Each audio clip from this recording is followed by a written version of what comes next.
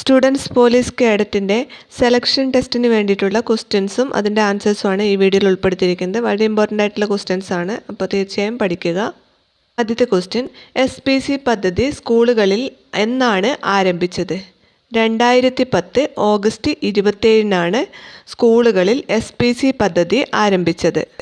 Student police cadet പദ്ധതിയുടെ ഔദ്യോഗിക web page www.studentpolicecadet.org.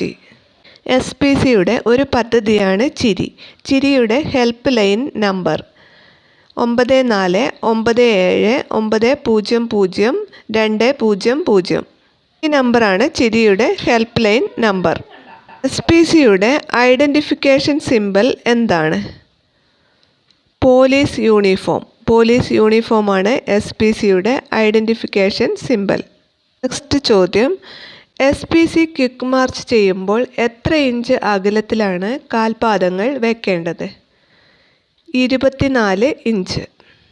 SPC quick march ചെയ്യുമ്പോൾ 24 ഇഞ്ച് അകലത്തിലാണ് കാൽപാദങ്ങൾ വെക്കേണ്ടത്. കേരളത്തിലെ ഏത് സ്കൂളാണ് PSC പ്രൊജക്റ്റ് ആസ്ഥാനമായി പ്രവർത്തിക്കുന്നത്?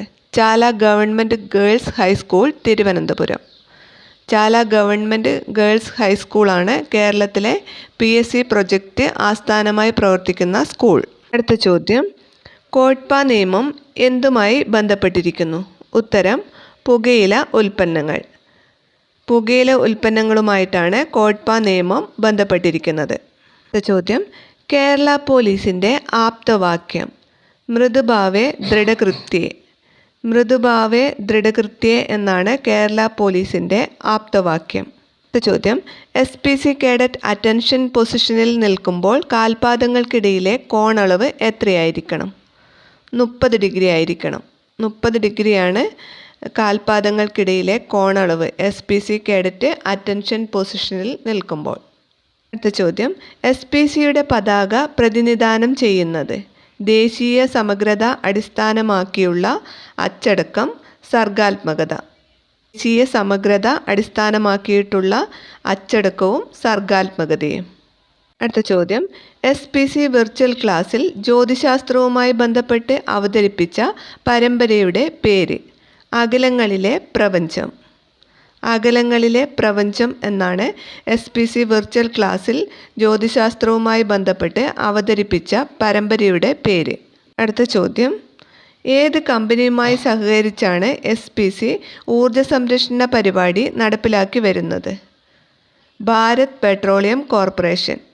ഭാരത് പെട്രോളിയം കോർപ്പറേഷനുമായി സഹകരിച്ചാണ് SPC ഊർജ്ജ സംരക്ഷണ പരിപാടി നടപ്പിലാക്കി വരുന്നത്.